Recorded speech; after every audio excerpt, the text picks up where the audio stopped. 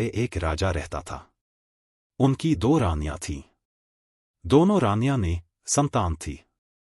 राजा सभी मंदिरों में जाकर पूजा पाठ करते, घर में पूजा पाठ करवाते। 2 रानियां भगवान से विनती करते रहने पर फिर भी दोनों रानियां मां नहीं बन पाई। एक बार एक सन्यासी उस राज्य से गुजर रहे थे। राजा के दरबार में सभी लोग कहने लगे कि वे सन्यासी बहुत ही महात्मा है, क्यों न उन्हें राज दरबार में बुलाकर इस समस्या को हल करने के लिए विनती किया जाए। राजा ने कहा कि सन्यासी को आदर से महल में बुलाया जाए। वे महात्मा जब महल में पहुंचे, राजा ने दोनों रानियों को बुलाकर कहा, महात्मा का सत्कार बड़े आदर के साथ होना चाहिए। बड़ी रानी उसी वक्त तैयार हो गई और महात्मा को बड़े आदर के साथ खिलाने लगी। छोटी रानी महात्मा के फटे कपड़ों की ओर देखती और उनकी सेवा करने से इनकार कर देती है। छोटी रानी को अपने रूप और धन का बड़ा घमंड था। कुछ दिनों बाद महात्मा जाने के लिए तैयार हो गए। जाने से पहले बड़ी रानी को उन्होंने खूब आशीर्वाद दिया और कहा, बहुत जल्द ही इस महल में बच्चों की आवाज सुनाई देगी। बड़ी रानी तो बहुत खुश थी और सचमुच कुछ ही दिनों के भीतर वह गर्भवती हो गई। यह खबर राजा के पास पहुंचते ही राजा बहुत ही खुश हो गए। प्रजा तक उसी वक्त खबर पहुंच गई कि राजा अब पिता बनने वाले हैं। पूरे राज्य में लोग खुशियां मनाने लगे। बड़ी रानी का सम्मान बहुत बढ़ गया और उनकी देखभाल करने के लिए और भी लोग रखे गए। उधर छोटी रानी के मन में बहुत ज्यादा ईर्ष्या हो रही थी। रात दिन वह ईर्ष्या से जलने लगी थी। सोच रही थी कि अभी से जलने लगी थी। सोच रही थी कि अभी से बड़ी रानी का इतना आदर, न जाने बच्चे पैदा होने के बाद कितना ज्यादा आदर होगा। छटपटा रही थी छोटी रानी। उसने राजमहल की दाई को बुला भेजा और उसे ढेर सारा धन देकर अपने साथ शामिल कर लिया और दोनों मिलकर इंतजार करने लगे। समय पर रानी ने 2 बच्चों को जन्म दिया, एक बेटी एक बेटा। दाई ने तुरंत बच्चों को एक झांपी में रखकर छोटी रानी के पास ले गई और उसके बाद बड़ी रानी के पास 2 पत्थर रख दिए। बड़ी रानी ने जब पत्थरों को देखा उसे बहुत हैरानी हुई। ये कैसे हो सकता है?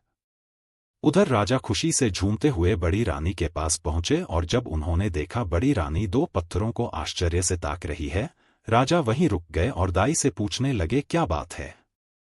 दाई ने कहा, बच्चे नहीं पत्थर निकले। राजा को बहुत गुस्सा आया। बड़ी रानी को उसी वक्त बंदी गृह में कैद कर दिया। पूरे राजमहल में ये बात फैल गई कि बड़ी रानी ने ईंट पत्थर को जन्म दिया है। उधर छोटी रानी अपने 2 चौकीदारों को बुलाकर वह झांपी दे दी और उनसे कहने लगी, इस झांपी में 2 बच्चे हैं, दोनों को ले जाओ और मार डालो। दोनों चौकीदार झांपी लेकर जंगल में गए। झांपी खोलकर बच्चों को जब देखा, तब दोनों ने निश्चय किया कि बच्चों को वही छोड़ देंगे। भगवान बच्चों की रक्षा करेंगे। ये सोचकर वही झांपी रखकर दोनों महल वापस आ गए। छोटी रानी ने जब पूछा, हो गया काम? उन्होंने कहा, हाँ हो गया काम। इधर बड़ी रानी दिन रात पूजा पाठ में लग गई। राजा ने बड़ी रानी को फिर से महल में रहने दिया। बड़ी रानी सुबह से शाम तक पूजा करती रहती। पूजा करने के लिए फूल लाने सिपाही को भेजती। एक दिन आसपास कोई फूल नहीं मिले। सिपाही जंगल से फूल लाने गया। जंगल में सिपाही ने देखा बड़े सुंदर चंपा फूल लगे हुए थे।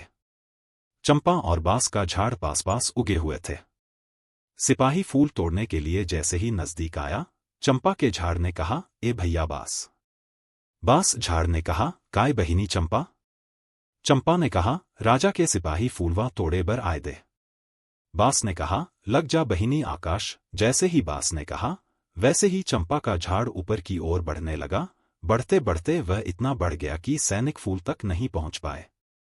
सैनिक आश्चर्यचकित होकर ताकते ही रहे। सैनिक दौड़ते हुए सेनापति के पास पहुंचे और उन्हें सारी बात बताई। सेनापति ने विश्वास ही नहीं किया, ये सब क्या कह रहे हो? सैनिकों ने कहा, आप एक बार हमारे साथ जंगल चलिए, एक बार खुद देख लीजिए। सेनापति चल पड़े सैनिकों के संग। जैसे ही सेनापति चंपा और बांस के पास पहुंचे, चंपा ने कहा, ए भैया बांस। बांस ने कहा, काय बहिनी चंपा? चंपा ने कहा, राजा के सेनापति फूल तोड़े बर आए हैं। बांस ने कहा, लग जा बहिनी आकाश। चंपा का झाड़ बढ़ते बढ़ते और भी ऊंचे तक पहुंच गया। सेनापति बहुत ही डर गए। दौड़ते दौड़ते पहुंचे मंत्री के पास। अब मंत्री चल पड़े देखने के लिए। चंपा को ऊपर से दूर तक दिखाई दे रहा था। उसने दूर से ही देख लिया कि मंत्री जी आ रहे हैं। ए भैया बास, बास ने कहा। काय बहिनी चंपा? चंपा ने कहा, राजा के मंत्री फूल तोड़े बर आए हैं, लग जा बहिनी आकाश। मंत्री जी जैसे ही पेड़ तक पहुंचे, पेड़ और ऊपर और भी ऊपर तक पहुंच गया। मंत्री जी सीधे पहुंचे राजा के दरबार में। राजा ने कहा, इतना घबरा क्यों गए हो? मंत्री ने कहा, आप इसी वक्त मेरे साथ चलिए राजा जी। सारी बात सुनकर राजा ने कहा, मेरी छोटी रानी भी मेरे साथ चलेगी। ये तो उन्हें भी देखना चाहिए। छोटी रानी को खबर देने वही 2 सिपाही पहुंचे, जिन्होंने उन बच्चों को वहां फेंका था। दोनों खूब डर गए थे। छोटी रानी भी डर गई थी। वे जल्दी से तैयार होकर राजा के साथ चल पड़ी। उधर बड़ी रानी फूल के लिए व्याकुल हो रही थी और सैनिकों को बुला भेजी थी ये जानने के लिए कि वे अब तक फूल क्यों नहीं लाए। बड़ी रानी छोटी रानी के महल के पास से गुजर रही थी। उन्हें छोटी रानी और 2 सिपाहियों की बात सुनाई दी। राजा और छोटी रानी जब जाने लगे, उनकी सवारी के पीछे पीछे बड़ी रानी पैदल ही चलने लगी। बहुत व्याकुल होकर वह चली जा रही थी। चंपा के झाड़ को ऊपर से सब कुछ दिखाई दे रहा था। जैसे ही वे सब पास पहुंचे, ए भैया बास, बास ने कहा। काय बहिनी चंपा? चंपा ने कहा, छोटी रानी संग राजा फूल तोड़े बर आए हैं, लग जा बहिनी आकाश। चंपा का झाड़ और भी ऊंचा हो गया। राजा दोनों पेड़ों के पास पहुंचकर पूछने लगे, क्या बात है? तुम दोनों भाई बहन हो, कैसे चंपा और बास बन गए? उसी वक्त बड़ी रानी वहां तक पहुंची। चंपा ने जोर से कहा, ए भैया बास, बास ने कहा। काय बहिनी चंपा?